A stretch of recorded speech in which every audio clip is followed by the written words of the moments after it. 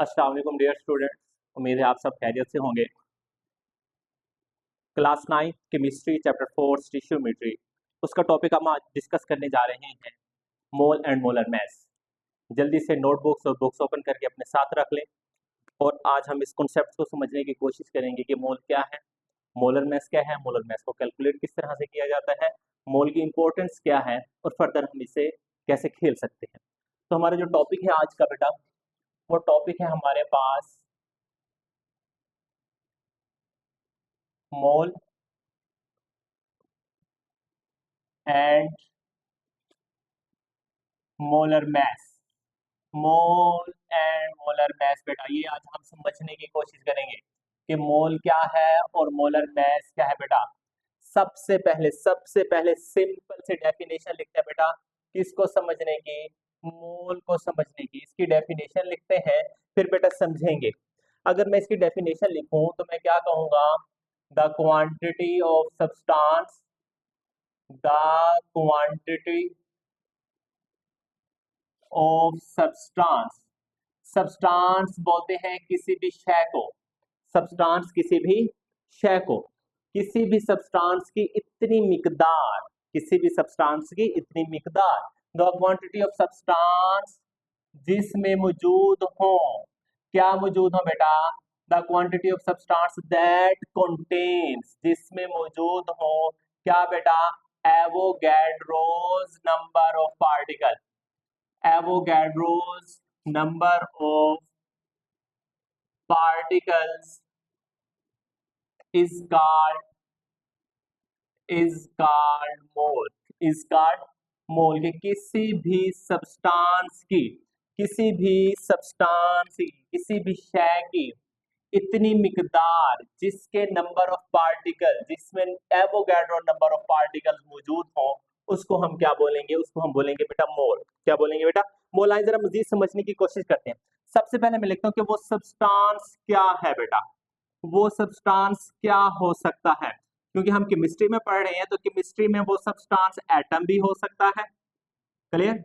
Chemistry में वो substance molecule भी हो सकता है, केमिस्ट्री में वो सब्सटेंस कोई आयोनिक कंपाउंड भी हो सकता है, ठीक हो गया।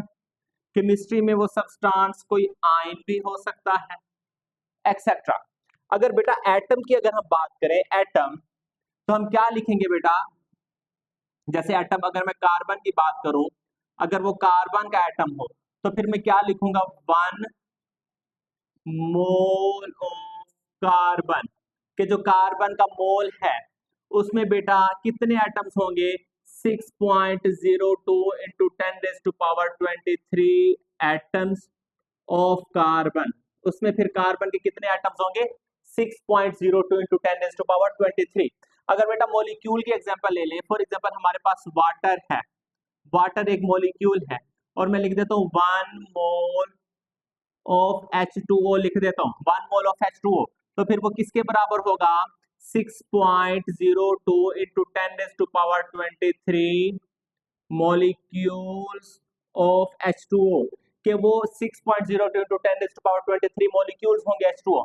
अगर आयोनिक कंपाउंड की बात करूं, फॉर एग्जांपल NaCl, तो फिर मैं क्या लिखूंगा, 1 mole of NaCl, this is equal to 6.02 into 10⁻23 formula unit, formula unit किसके, फार्मूला यूनिट बेटा ऑफ NaCl, क्लियर। इसी तरह से अगर मैं आयन की बात करूं बेटा, जैसा कि आपके पास कार्बोनेट आयन है CO3-2, तो फिर मैं क्या लिखूंगा, 1 mole of CO3-2 is equal to 6.02 into 10⁻23 ions, किसकी आयंस बेटा, CO3-2।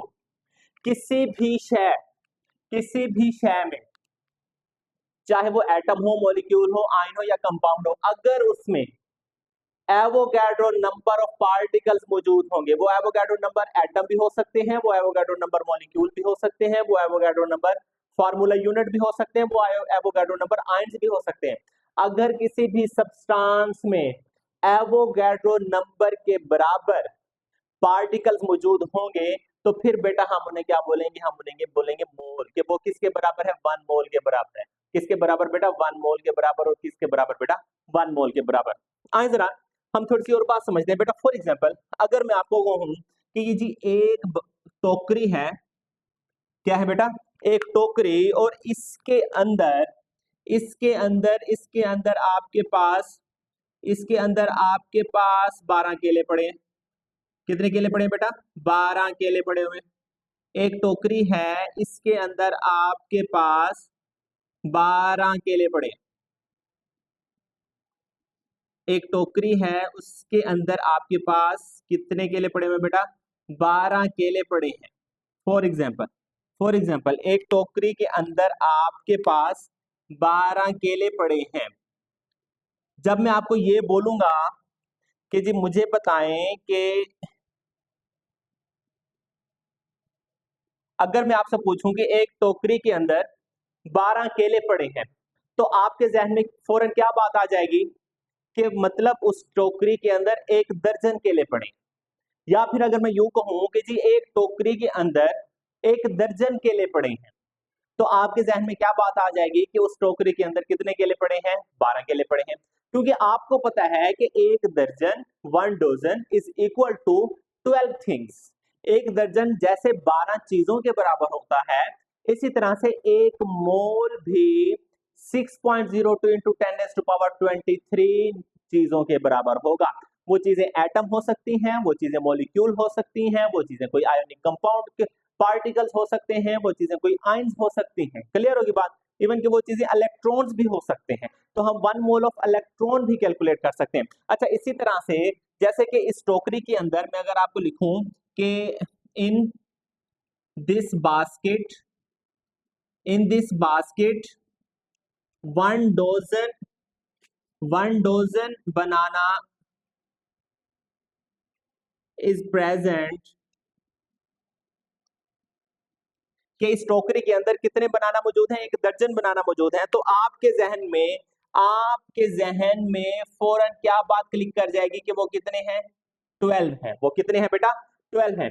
जिस तरह से आपको ये समझ आ गया कि एक टोकरी के अंदर 12 केले हैं और 1 दर्जन केले हैं और वो 12 के बराबर है, इसी तरह से बेटा 1 मोल के अंदर जो चीजें हैं वो कितने के बराबर होती है, 6.02 इंटू 10⁻23 के बराबर होती है। जरा कुछ और समझते हैं बेटा, आपके लिए मजीद आसान बनाते हैं चीज को। फॉर एग्जाम्पल मैं कहूं कि ये एक डब्बा है, मैं क्या कहता हूं, ये क्या है, एक डब्बा है, और मैं कहता हूं जी इसमें 1 मोल ऑफ कार्बन एटम है।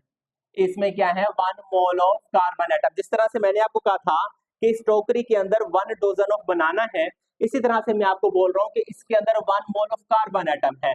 अब जैसे आपको 1 डोजन सुन के पता चल गया कि इसमें 12 केले होंगे, इसी तरह से जब मैं यहाँ लिखता हूँ कि 1 मोल ऑफ कार्बन एटम है, तो ये सुन के आपके जहन में क्या आएगा, ये सुन के आपके जहन में आएगा कि इसमें कितने कार्बन एटम है, इसमें इतने कार्बन एटम है कि मैं वो यहाँ बना तो नहीं सकता, मैं उसको इज इक्वल टू 6.02 इंटू 10⁻23 कह देता हूँ। जिस तरह से एक टोकरी में 1 दर्जन केले 12 के बराबर हैं, उसी तरह से इस डब्बे में 1 mole carbon atom 6.02 into 10⁻23 atoms के बराबर है। ये बात हमें साथ में बतानी पड़ती है कि हम एटम्स की बात कर रहे हैं, मॉलिक्यूल्स की बात कर रहे हैं, या किसी आयोनिक कंपाउंड या फार्मूला यूनिट की बात कर रहे हैं बेटा। इसी तरह से अगर मैं आपको कहूं कि एक डब्बा है और उसमें 1 मोल ऑफ O2 है, 1 मोल है O2 का, तो आप क्या समझेंगे कि उसमें कितने O2 होंगे फिर मौजूद, उसमें इतने O2 होंगे कि मैं ना ही वो बना सकता हूं यहाँ पे, ना ही हम वो काउंट कर सकते हैं। तो सिंपली हम ये लिख सकते हैं कि उसमें 6.02 इंटू 10⁻23 मॉलिक्यूल होंगे O2 के। इसी तरह से मैं एक और डब्बा बनाता हूँ और मैं कहता हूँ जी इस डब्बे के अंदर 1 मोल ऑफ NaCl है। तो इसमें बेटा फिर कितने NaCl आप समझेंगे कि इसमें कितने NaCl हैं, इसमें बेटा इतने NaCl हैं कि वो यहाँ बनाना तो मुश्किल नहीं है, लेकिन मैं कलेक्टिवली उनका नंबर लिख देता हूँ कि उसमें 6.02 इंटू 10⁻23 क्या है, फॉर्मूला यूनिट है। बेटा देखें जिस तरह से इस टोकरी में 1 दर्जन केले का मतलब 12 था, उसी तरह से इन डब्बों में एक मोल एटम का मतलब 6.02 × 10⁻23 एटम, एक मोल मॉलिक्यूल का मतलब 6.02 × 10⁻23 मॉलिक्यूल, और एक मोल NaCl का मतलब 6.02 × 10⁻23 फार्मूला यूनिट है। आइए जरा नीचे हम लिख लेते हैं एक बात। फॉर एग्जांपल मैं कहता हूं कि अब 1 mole of carbon atom, 1 mole of carbon atom, तो 1 मोल ऑफ कार्बन एटम, तो कितने कार्बन का मास कितना होता है बेटा? 12 ग्राम। 12 ग्राम, तो उसमें कितने पार्टिकल्स होंगे? 6.02 into 10⁻23 atoms, 23 atoms of carbon.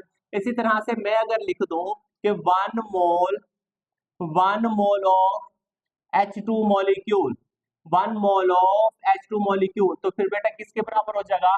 2.016 ग्राम के बराबर, और वो कितने पार्टिकल्स होंगे? 6.02 into 10⁻23 मॉलिक्यूल ऑफ H2। वो H2 के इतने मॉलिक्यूल होंगे।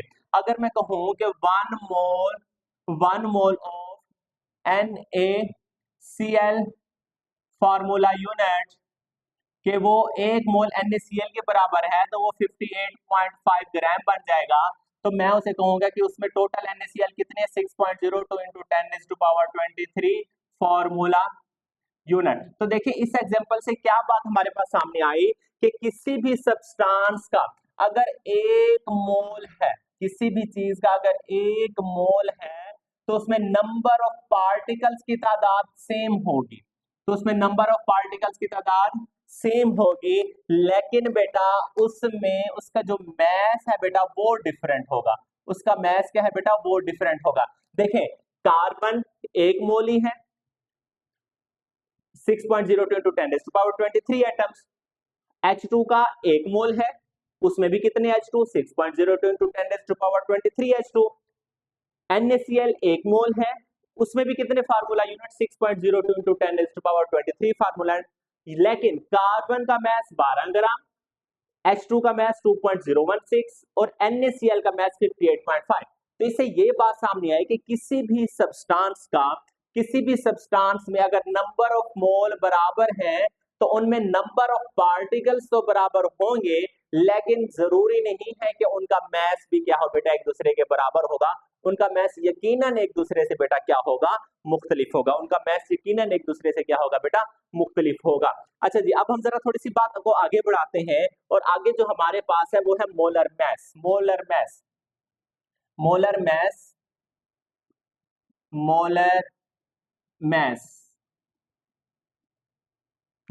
मास। अच्छा, अब मैं इसकी दो डेफिनेशंस लिखूंगा। मैं एक डेफिनेशन लिखूंगा,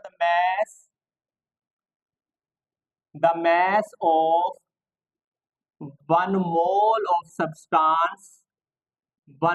substance is called molar mass. के किसी भी सब्सटेंस के 1 मोल का जो मास होगा वो उसका क्या कहलाएगा? Molar mass. अब मुझे एक बात बताएं, ये वाला जो मास लिखा, ये मैंने किसका मास लिखा? कार्बन के 1 मोल का मास लिखा। तो फिर ये 12 क्या कहलाएगा? 12 is a molar mass of carbon. ये जो मैंने 2.016 लिखा, ये किसका मास लिखा? H2 के 1 मोल का मास लिखा। तो फिर ये मास क्या कहलाएगा? मोलर मास कहलाएगा। क्लियर? इस तरह से ये जो 58.5 मैंने लिखा, ये NaCl के 1 मोल का मास लिखा है। तो फिर इसी तरह से ये क्या कहलाएगा बेटा? ये फार्मूला मास कहलाएगा। फार्मूला मास या फिर मोलर मास हम इसको भी बोल देंगे। एक और डेफिनेशन लिख देता हूं बेटा, when atomic mass of an atom, जब किसी एटम का atomic mass, molecular mass of molecule, और किसी मॉलिक्यूल का मॉलिक्यूलर मास, और formula mass of a formula unit, या किसी फार्मूला यूनिट का formula mass expressed in grams, जब हम उसे ग्राम्स में लिखेंगे, देन इट इज कॉल्ड, तो फिर हम उसे क्या बोलेंगे कि वो क्या है? मोलर मास है। वो क्या है? Molar mass. फॉर एग्जांपल देखें, एटम का मास, एटम क्या है? हाइड्रोजन, इसका मैस कितना था? 1, इसको मैं लिखता हूं 1 ग्राम, तो फिर ये क्या कहलाएगा? Molar mess. क्या कहलाएगा बेटा? Molar mass of hydrogen. इसी तरह से एक है आपके पास जो मॉलिक्यूल है, मैं लिखता हूं H2O, ये मॉलिक्यूल, इसका मैस होता है 18। जब मैं इसको 18 ग्राम लिखूंगा तो फिर ये क्या कहलाएगा? Molar mass of a molecule. इसी तरह से अगर मैं लिखता हूं NaCl, इसका मैस होता है 58.5, तो अगर मैं इसे लिखूं 58.5 ग्राम, 58.5 ग्राम, तो फिर वो क्या कहलाएगा? फिर वो कहलाएगा मोलर मैस ऑफ NaCl, या फिर molar mass of formula unit. देखें, when atomic mass of an atom, molecular mass of a molecule, formula mass of a formula unit expressed in gram। मैंने यहाँ इनके साथ ग्राम नहीं लिखा, मैंने यहाँ पर इनके साथ ग्राम नहीं लिखा, वैसे इनके message atomic mass unit AMU में लिखे जाते हैं। अब AMU की बजाय अगर हम उसे ग्राम में लिखेंगे, किस में लिखेंगे? ग्राम में लिखेंगे। देखें, when atomic mass of an atom expressed in gram, it is called molar mass of an atom। when molecular mass of a molecule expressed in gram, it is called molar mass of a molecule। when formula mass of a formula unit expressed in gram, it is called molar mass of a formula unit. तो बेटा जब भी किसी atom का, molecule का या फिर ionic compound formula unit के मैस को हम ग्राम में लिखेंगे तो फिर बेटा वो क्या कहलाएगा? वो उसका मोलर मैस कहलाएगा। वो उसका क्या कहलाएगा? Molar mass. बेटा बुक में हमने लास्ट में एवोगैड्रो को डिस्कस करते हुए हमने एक एग्जांपल लिखे थे, हमने एक एग्जांपल लिखी थी। आज जरा उस एग्जांपल को हम देख लेते हैं। वो एग्जांपल हमारे पास क्या थी? वो हमारे पास एग्जांपल ये थी, 2 कार्बन जब ऑक्सीजन से मिलते हैं तो वो क्या बनाते हैं? 2CO बनाते हैं। क्या बनाते हैं? 2CO। अब इसमें बताएं कार्बन के कितने एटम हैं? 2 एटम है। कार्बन के कितने एटम हैं? 2 एटम है। तो ये कितने मोल बन गए? 2 मोल बन गए। अगर ये 2 मोल हैं तो इसमें एवोगाड्रो नंबर ऑफ पार्टिकल्स कितने होंगे? एक मोल में 6.02 into 10 raised to power 23। अगर 2 मोल हैं तो फिर 2 multiplied by 6.02 into 10 raised to power 23। फिर हम लिखेंगे 2 multiplied by 6.02 into 10 raised to power 23। अच्छा, अब इसका मैस कितना है? एक कार्बन का मैस होता है 12, 2 का कितना हो गया? 24 ग्राम। क्या हो गया बेटा? 24 ग्राम। अच्छा, इसी तरह से अगर हम O2 लिखें, इसमें कितने मॉलिक्यूल हैं? 1 मॉलिक्यूल है। 1 मॉलिक्यूल है। 1 मॉलिक्यूल तो मतलब ये 1 मोल बना, 1 मोल। तो इसमें एवोगाड्रो नंबर ऑफ पार्टिकल कितने होंगे? 6.02 into 10 raised to power 23, और इसका मैस कितना होगा बेटा? 32 ग्राम। इसी तरह से बेटा अगर आपके पास ये है तो इसमें 2 मॉलिक्यूल है। क्या है बेटा? 2 मॉलिक्यूल है। इसी तरह से ये 2 मोल भी है, और इसी तरह से इसमें Avogadro number of particles 2 multiplied by 6.02 into 10 raised to power 23 होंगे। और इसका मैस आपके पास बेटा कितना बना था? कार्बन का मैस आपके पास होता है 12 और ऑक्सीजन का मैस होता है 32। तो आपके पास कितना हो जाएगा बेटा? ऑक्सीजन का मैस होता है आपके पास ऑक्सीजन 12 और ऑक्सीजन का मैस होता है आपके पास 16। तो 28 इसका मैस कितना बन जाएगा आपके पास बेटा? 28 ग्राम। क्लियर होगी बात? तो 24 ग्राम, 32 ग्राम, और आपके पास ये बेटा क्या बन गया? 28 ग्राम। क्लियर? अच्छा, ये सॉरी, ये आपके पास 28 ग्राम तो एक का है, और हमारे पास कितने हैं बेटा? ये 2 है, तो हम इसको 2 से मल्टीप्लाई कर देंगे। 8 2 का 16, 6 ये हो गया, 2 2 का 4 4 प्लस 1 5, तो 56 ग्राम। 56 ग्राम आपके पास बेटा क्या बन जाएगा? इसका मैस बन जाएगा। अब देखें आप तीनों में ये आपके पास ये 2 एटम और 2 मोल के बराबर है। Number of particle 2 multiplied by 6.02 into 10 raised to power 23, और मैस इसका कितना बन जाएगा? 24 ग्राम। इसी तरह से मॉलिक्यूल एक है, 1 मोल के बराबर है, इसलिए एवोगाड्रो नंबर ऑफ पार्टिकल कितने बनेंगे? 6.02 into 10 raised to power 23, और मैस कितना हो जाएगा बेटा? 32 ग्राम। इसी तरह से ये कार्बन मोनोऑक्साइड के 2 मॉलिक्यूल हैं। 2 मॉलिक्यूल तो हम उसको 2 मोल बोल रहे हैं। 2 मोल तो उसमें एवोगाड्रो नंबर को 2 से मल्टीप्लाई करना पड़ेगा, तो हमने 2 से मल्टीप्लाई कर दिया। जब मल्टीप्लाई किया और हमने इसका मैस निकाला तो टोटल मैस हमारे पास कितना निकला? 56 ग्राम बेटा।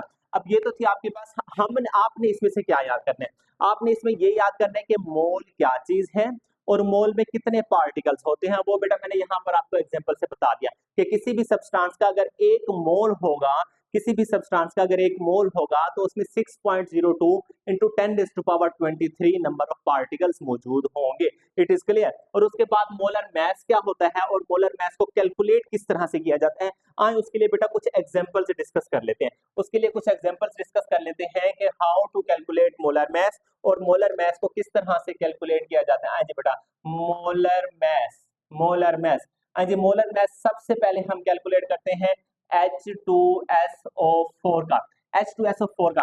बेटा H2SO4 में हाइड्रोजन कितने हैं बेटा, 2 हाइड्रोजन है, तो मैं 2 लिख के ब्रैकेट में क्या लिख दूंगा, H लिख दूंगा, फिर मैं इसको कर दूंगा प्लस।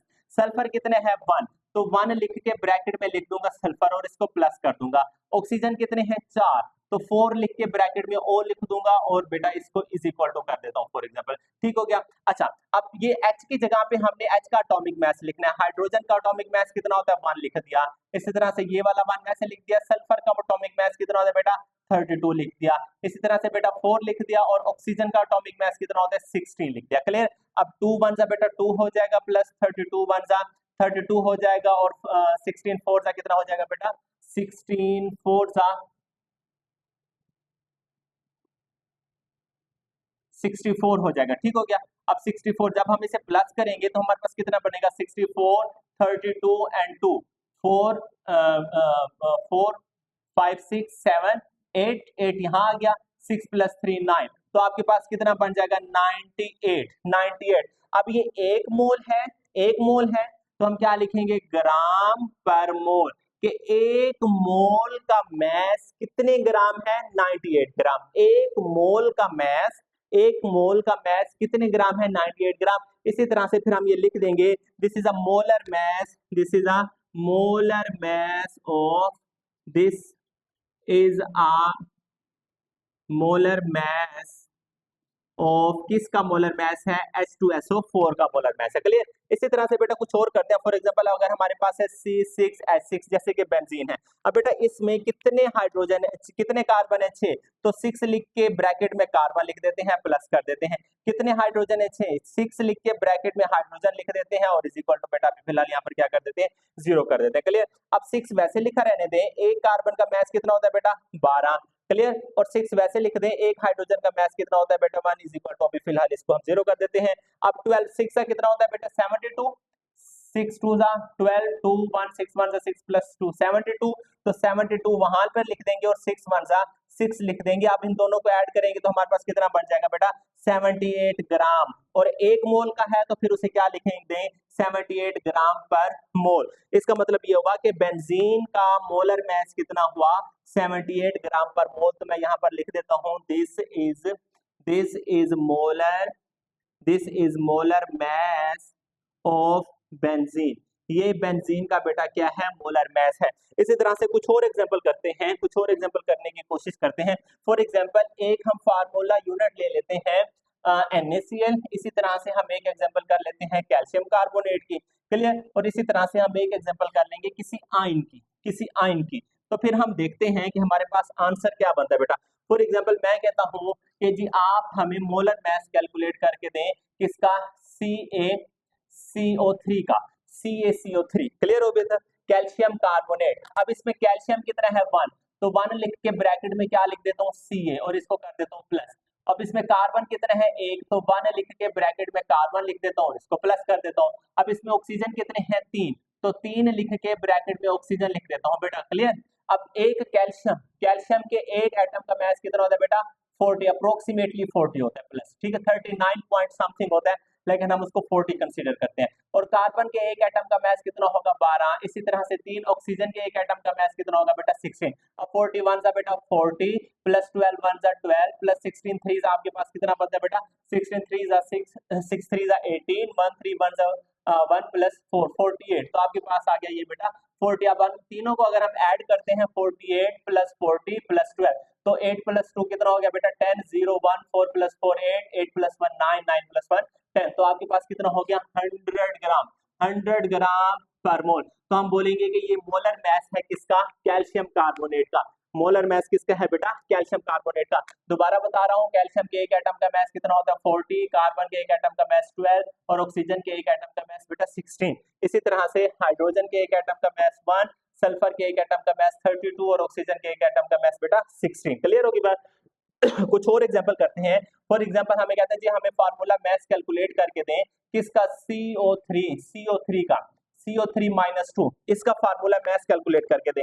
आइए जी इसका फार्मूला मास कैलकुलेट करते हैं। इसमें कितने कार्बन है, 1, तो 1 लिख के ब्रैकेट में कार्बन लिख देंगे, प्लस कर देंगे। कितने का ऑक्सीजन है, 3, बेटा 3 लिख के ब्रैकेट में ऑक्सीजन कर देंगे। क्लियर? अब 1 कार्बन की जगह पे उसका एटॉमिक मास, कार्बन का एटॉमिक मास कितना होता है, 12 प्लस 3, ऑक्सीजन की जगह पे उसका एटॉमिक मास और ऑक्सीजन का एटॉमिक मास कितना होता है, 16 बेटा।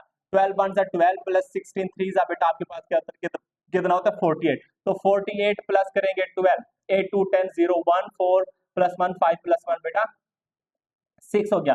तो आपके पास कितना हो जाएगा, 60 ग्राम पर मोल, 60 ग्राम पर मोल। बेटा ये तो तरीका है क्या चीज कैलकुलेट करने का, मोलर मास कैलकुलेट करने का। इसके अलावा आपकी बुक में एक्सरसाइज में इसी टॉपिक से नीचे जो एक एक्सरसाइज में कुछ कंपाउंड्स का मोलर मास कैलकुलेट करने का कहा गया बेटा वो सारे नीचे डिस्क्रिप्शन में मौजूद है।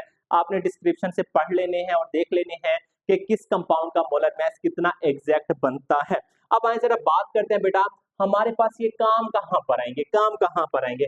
फॉर एग्जांपल अगर वो हमें क्या देता है कि how many molecules are present in 1.15 gram of water, कि पानी के इतने ग्राम है तो उसमें कितने मॉलिक्यूल है, इसमें कितने मॉलिक्यूल है। तो सबसे पहली बात बेटा आपने क्या करना है, कैलकुलेट मोलर मास। पहला स्टेप आपने मोलर मास कैलकुलेट कर लेना है। दूसरा स्टेप आपने क्या करना है, कैलकुलेट नंबर ऑफ मोल्स। और तीसरा स्टेप आपने क्या कर लेना है, कैलकुलेट नंबर ऑफ मॉलिक्यूल। आइए जी पहला स्टेप करते हैं, कैलकुलेट मोलर मास। हम किस तरह से कैलकुलेट करेंगे, मोलर मास हमारे पास है वाटर का एक मॉलिक्यूल किसके बराबर होता है बेटा, H2O। तो इसमें हाइड्रोजन कितने हैं, 2, और हाइड्रोजन की जगह पे लिख देंगे 1, प्लस ऑक्सीजन कितने हैं 1, और ऑक्सीजन की जगह पे लिख देंगे 16 इज इक्वल टू 2 1 का बेटा कितना आ जाएगा 2 प्लस 16 1 से क्या आ जाएगा 16 इज इक्वल टू क्या बन जाएगा बेटा 18 ग्राम पर मोल, 18 ग्राम पर मोल। क्लियर होगी बात? इसके आगे बेटा नंबर ऑफ मोल्स किस तरह से कैलकुलेट करेंगे, नंबर ऑफ मोल्स कैलकुलेट करने का फार्मूला है mess divided by molar mass. अब आपको मास बेटा दिया गया है कितना है 1.15 ग्राम, और मोलर मास दिया गया है कितना है बेटा 18 ग्राम पर मोल। क्लियर? ये ग्राम ग्राम से कैंसिल हो जाएगा, सिर्फ कितना रह जाएगा मोल। अब नंबर ऑफ, इसको आपने इससे डिवाइड करना है, जो आंसर आएगा आपने बेटा यहाँ लिखना है। अब नंबर ऑफ मॉलिक्यूल किस तरह से करेंगे, नंबर ऑफ मॉलिक्यूल्स कैलकुलेट करेंगे, यही जो आपके पास आंसर आएगा। फॉर एग्जांपल मैं लिख देता हूँ 1.15 डिवाइडेड बाय 18, इसको मल्टीप्लाइड कर देना 6.02 इंटू 10⁻23 से, तो आपके पास क्या आ जाएंगे, नंबर ऑफ मॉलिक्यूल आ जाएंगे। नंबर ऑफ मॉलिक्यूल सिंपल मैं ये लिख देता हूँ बेटा, नंबर ऑफ मोल्स किस तरह से कैलकुलेट करेंगे, इसको मैस, या फिर लिख देता हूँ गिवन मैस। अक्सर बच्चे भूल जाते हैं कि सर कौन सा मैस हमने इसमें पुट करना है, given mess divided by molar mass, given mess divided by molar mass. Clear होगी बात? अच्छा, आप इसी तरह से नंबर ऑफ मॉलिक्यूल्स किस तरह से कैलकुलेट करेंगे, number of mole multiplied by क्या कर देंगे बेटा, एवोगाड्रो नंबर। तो आपके पास क्या आ जाएंगे, नंबर ऑफ मॉलिक्यूल आ जाएंगे बेटा। इन फार्मूलाज में टोटल 3 क्वांटिटीज हैं, एक तो नंबर ऑफ मॉलिक्यूल है, दूसरा नंबर ऑफ मोल है, और एक है आपके पास एवोगाड्रो नंबर। अगर इन 3 में से आपको कोई 2 बताई गई हो तो आप तीसरी कैलकुलेट कर सकते हैं। फॉर एग्जाम्पल अगर आपको नंबर ऑफ मोल पता है और एवोगाड्रो नंबर पता है तो आप दोनों को मल्टीप्लाई करके नंबर ऑफ मॉलिक्यूल फाइंड कर सकते हैं। अगर बेटा आपको नंबर ऑफ मॉलिक्यूल पता है और एवोगाड्रो नंबर भी पता है तो फिर आप नंबर ऑफ मोल फाइंड कर सकते हैं।